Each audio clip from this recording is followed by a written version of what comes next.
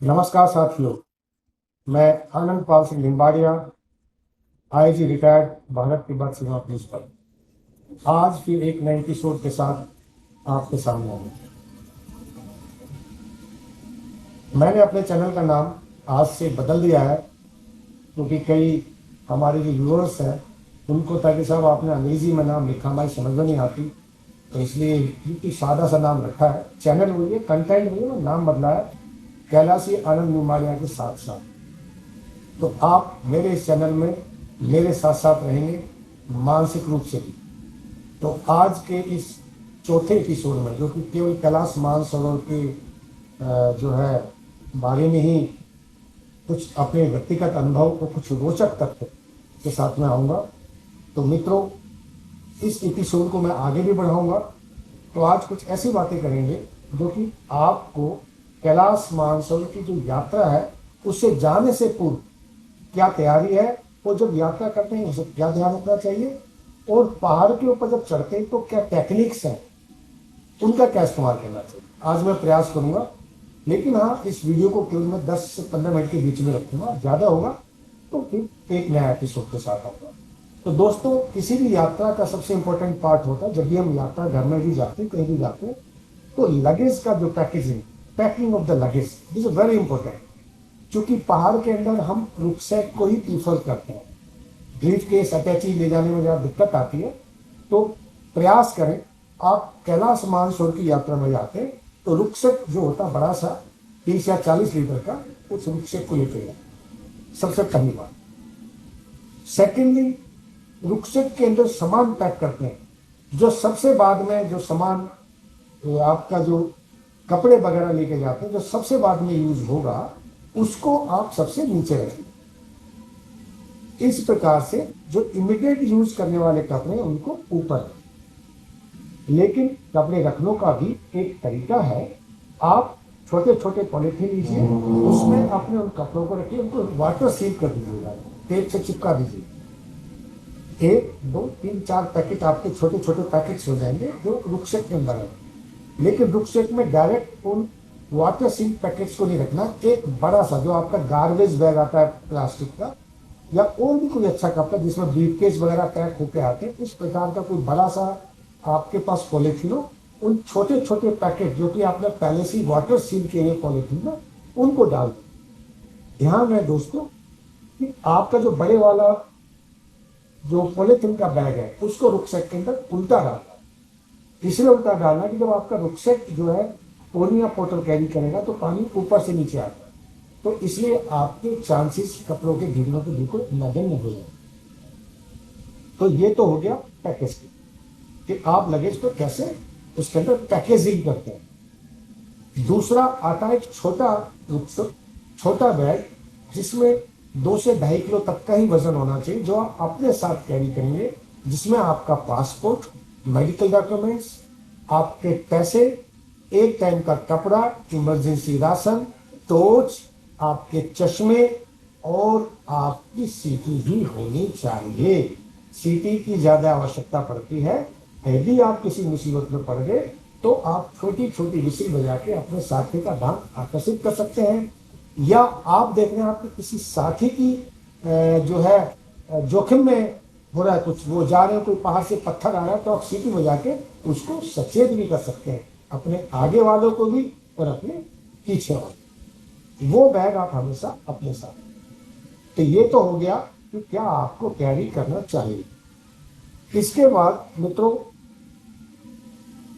आप जो है जब भी पहाड़ों पे मूव करते हैं तो छोटे छोटे ग्रुप्स में, बडीज में करें, कभी भी अकेला मूव ना करें। कई बार क्या होता है, हम अकेले जाते पैर स्लिप हो जाता है, क्योंकि पहाड़ का और मौसम का कोई भरोसा नहीं, कब से का है पत्थर ऊपर गिर जाए। एक्चुअली क्या होती है, जो भेड़ होती है वो भेड़ ऊपर घास चढ़ती रहती है, उन भेड़ों से भी पत्थर लुढ़कते आते रहते हैं।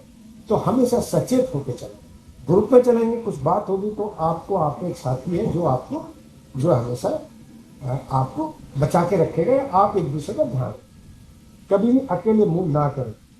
मित्रों, मत भूलिए कैलाश मानसरोवर यात्रा आप तिब्बत में जाते हो, दूसरे देश में, तो आप सब हमारे कल्चरल एम्बेसडर हैं।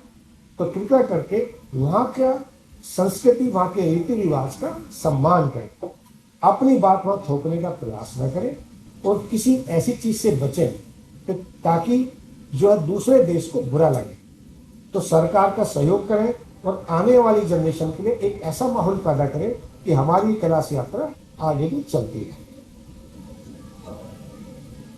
मित्रों, जो है रूम अरेंजमेंट्स वगैरह, जब भी आप रूम में जाते हैं, जब भी तिब्बत में रूम वगैरह मिलते हैं, तो संभव नहीं सबको इंडिपेंडेंट रूम मिले, कभी 2 के उसमें मिलते हैं, कभी 4 के मिलते हैं।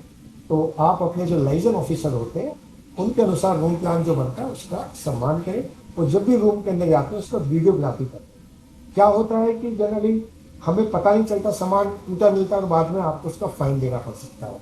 और खासकर जो है भारतीय महिलाएं जो है सिंदूर, वो बिंदी, वो लिपस्टिक लगा के और टॉवल से पूछ लेती हैं और बाद में उनके हिसाब से टॉवल खराब हो जाता है, तो आपको नई टॉवल का पेमेंट करना पड़ सकता है। तो इन सब चीज़ों से बचें।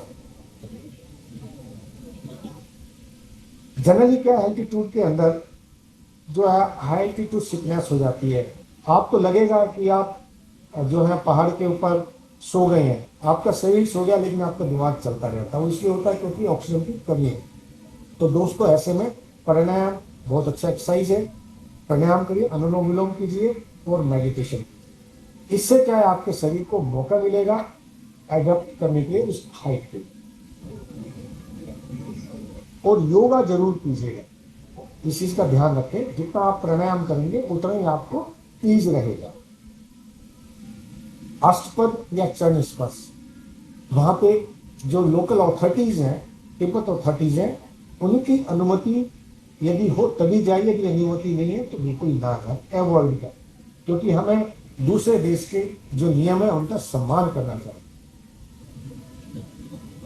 मानसरोवर के अंदर 2018 से डुबकी लगाना बंद कर दिया गया। बाल्टी लेके स्नान आप बाहर कर सकते।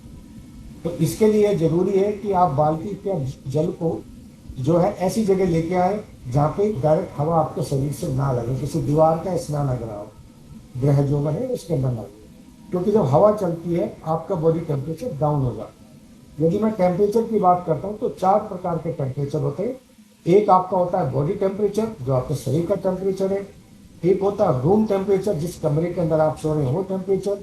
एक टेम्परेचर होता है एटमॉस्फेरिक टेम्परेचर, बाहर के वातावरण का तापमान।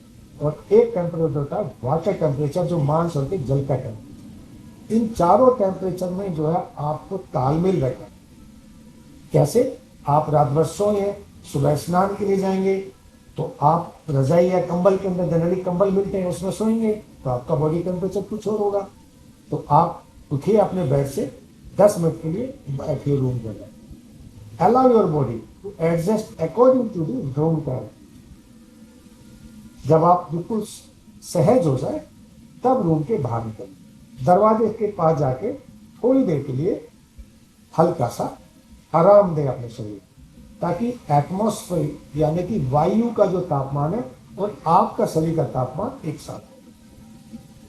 इसके बाद जब स्नान के लिए जाते हैं, जल को लीजिए बकेट से, एक जो निश्चित जगह है वहां पे जाके जल से हल्का सा अपने शरीर को छींटा मार, शरीर को अलाउ कीजिए कि भाई ठंडा पानी है, इसके साथ आपको एडजस्ट करना। एकदम नहीं कर लेना है, कार्डियक अरेस्ट के चांसेस बहुत ज्यादा हैं। पहले भी पूर्व भी 8 या 9 में कुछ यात्रियों की कार्डियक अरेस्ट से डेथ हो गई, तो उस चीज को अवॉइड करें। इवनिंग, क्योंकि वहां पे वॉशरूम बाहर है, बाथरूम बाहर है, तो आपको टॉयलेट्स के लिए या वॉशरूम वगैरह जाना होगा, तो उसमें भी यही प्रक्रिया है। एकदम उठ के एकदम चारपाई से नहीं चल देना है। थोड़ा बैठिए, शरीर को आराम दीजिए, रूम टेम्परेचर बनाइए, बाहर जाइए, थोड़ा इंतजार कीजिए शरीर को तापमान में, तब आपने वॉशरूम। इसी प्रकार से प्रक्रिया अडॉप्ट कीजिए। और हाँ, अंधेरा है तो टॉर्च जरूर लेके जाइए, क्योंकि पत्थर वगैरह चोट लग सकती है। मित्रों, कैलाश यात्रा के बाद मेरी आपको सलाह है कि जैसे हमारे मुस्लिम भाई हैं, हज करने के बाद हाजी नाम का उपयोग अपने नाम से आगे कहते हैं, तो मेरी आपसे विनम्र निवेदन है, आप भी कैलाश यात्रा पूरी करने के बाद कैलाशी सत्संग, जैसे मैंने कैलाशी आनंद निम्बाड़िया नाम से चैनल का नाम चेंज किया, तो मेरी निवेदन है कि आप इसको जो है कैलाशी शब्द अपने नाम के आगे जरूर लगाएं। अंत में पर्यावरण का बहुत बड़ा प्रभाव कैलाश मानसरोवर क्षेत्र पे पड़ रहा है, विशेषकर मानसरोवर। जब मैं प्रथम बार 2019 में गया और सेकेंड टाइम 2011 में गया तो मानसरोवर अपनी जगह से लगभग 10 मीटर नीचे चली गई, और 2011 से 2019 में गया तो मानसरोवर वहां से करीब 30 से 40 मीटर नीचे चली गई। इसका मतलब है कि मानसरोवर सिकुड़ रही। तो हमारा दायित्व बनता है कि उस पवित्र क्षेत्र की पवित्रता बनाए रखने के लिए उस क्षेत्र में सफाई का ज्यादा विशेष ध्यान रखें। मेरा आपसे विनम्र निवेदन है कि मानसरोवर के लेफ्ट और राइट लगभग 1 या 2 किलोमीटर अपने एलओ साहब से अनुरोध करके आप जो भी सफाई है वो करें। आपको प्लास्टिक, कपड़े, धुले हुए कपड़े, पुराने कपड़े मिलेंगे जो जमीन में गड़े हुए, उनको निकालिए और मानसरोवर से लगभग 100-200 मीटर दूर खड्डा करके उसमें दबा। गैरती बेलचा फावड़ा आपको वहाँ मॉनिस्टर में मिल जाती है, लामा जी से अनुरोध कीजिए वो दे देते। इस प्रकार से मानसरोवर की सफाई रखने की रिस्पॉन्सिबिलिटी हमारी। मानसरोवर नहीं जहाँ पे हम रुकते हैं, पहाड़ों की सफाई इन इंडिया में भी आप रुकते हैं, क्योंकि सबसे बड़ी समस्या अब जो है पर्यावरण की आ रही है। पहाड़ ही सबसे ज्यादा प्रदूषित हमारी वजह से होते रहा। तो जो भी कचरा हम लेके जाएं, जहाँ जगह निश्चित जगह वहीं पे अपनी गंदगी को, अपने कचरे को वहीं डालें, चाहे वो डिपू लेक से जाए या नाथुला से जाए या आप आदि कैलाश में जाए या आप अमरनाथ जी की यात्रा में जाए या आप श्रीखंड कैलाश की यात्रा में जाए या किन्नर कैलाश की यात्रा में जाए या मणि महेश की यात्रा, इन सभी यात्राओं में आप पहाड़ों पर जाते हैं, कृपया करके कोई कूड़ा कचरा ना फेंके। आपका जो भी वेस्टेज बचता है उसको जो डब्बे होते उसी में डालें। तो आज का एपिसोड मैं यही खत्म करता हूँ। कुछ रोचक बातों में कल फिर मिलेंगे। जब तक के लिए जय हिंद।